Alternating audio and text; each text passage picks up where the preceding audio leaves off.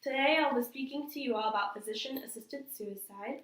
This here is my audience.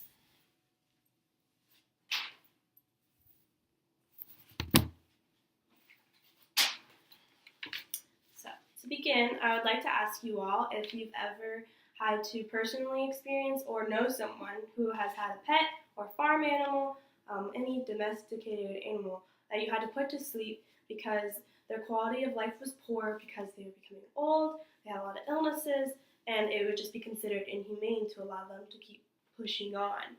Well, basically what I'm going to talk to you about today is why we don't consider, under certain circumstances, applying the same concept with humans.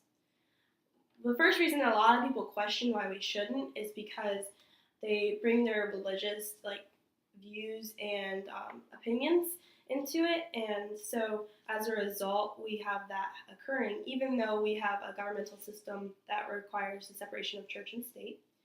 Another reason is that a lot of people think physicians shouldn't have to take that emotional burden on of having to do such a thing. But however, a lot of physicians and healthcare professionals actually think that it could be a beneficial thing for society. All in all, a system must be created by physicians, as lawmakers have limited knowledge as to what it's like to be in the scenarios that we would be considering for physician-assisted suicide.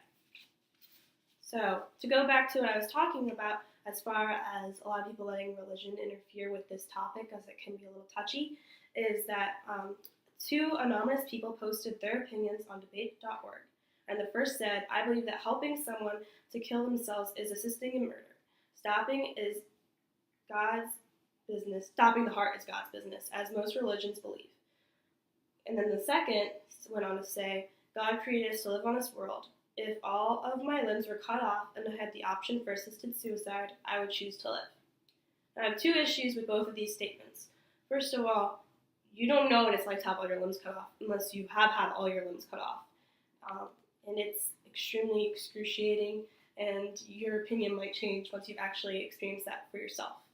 And then my second issue with this is, yes, a lot of religions don't agree with this. However, we can't allow that to play into our law system because as the Constitution states, according to allabouthistory.org, Congress shall make no law respecting an establishment of religion or prohibiting the free exercise thereof. Now on to my second point. There is the fact that healthcare professionals taking on this emotional burden, which I understand a lot of people's concern for healthcare professionals taking on the burden of having to essentially put someone down like you would an animal. That would probably be hard. But there was a questionnaire conducted by the Journal of Pain and Symptom Management, was completed by 211 healthcare professionals. And the results found that they actually all found that this could potentially be ethical and should be legal because of three reasons. The main reason being relief of suffering, everyone having the right to die, and mercy. Another reason that they stated it wasn't in the top three that I found interesting was it also could save money for the healthcare system, which is just something to think about. I agree with a lot of these statements because it is their body and their pursuit of happiness, and if they're not happy and they want to pursue a path of happiness that doesn't affect other people's happiness, even though them leaving, I'm sure, would make many people sad, it would be much more peaceful if their loved ones had prior knowledge to them, their goings, and it would be a much less gruesome, more peaceful manner to go with a physician's assistance. Now, finally, I would like to discuss something that many people will probably disagree with me on. However, because most people think that physician-assisted suicide should only be available to those with extreme physical illnesses or lifelong terminal illnesses, such as Alzheimer's, or maybe being completely paralyzed, but there are certain cases where I think it should be offered to mental health patients as well.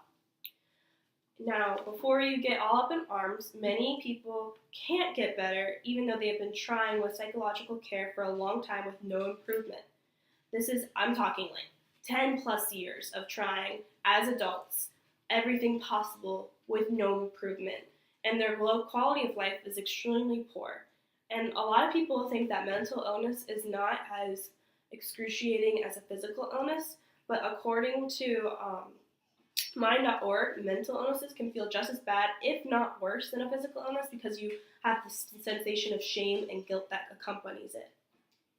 Now, I will say that depression involving physician-assisted suicide can definitely be a gray area. However, there's other diseases such as schizophrenia, which I feel like is a little bit more concrete. So, for this reason, I think that schizophrenics can't help their illness because it is a genetic factor that they cannot help. Another reason why schizophrenics should be able to have this option is because they have a very poor, low quality of life. For this reason, that they also put a heavy weight on their loved ones, and it is an extremely complicated illness that we don't have a cure for, that we need to keep researching. But in the meantime, if the medications that we currently have aren't sufficient and aren't helping, and they are in a lucid moment, and they haven't gotten better, I think they should be considered for qualification for physician-assisted suicide.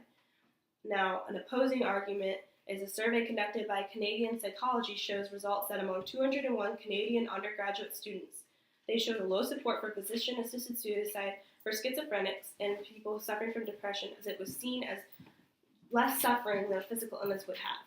And as I've stated before, mental illness can be just as bad, if not worse, than a physical illness, so I would have to disagree with them, which a lot of people aren't aware of unless they have personally experienced a mental illness. In conclusion, all things considered, everybody has the right to live, and everybody has the right to die as well, as healthcare professionals would say. And we can't allow our religious beliefs or what your idea of suffering means to you to interfere with our basic human rights. And here's my audience one last time.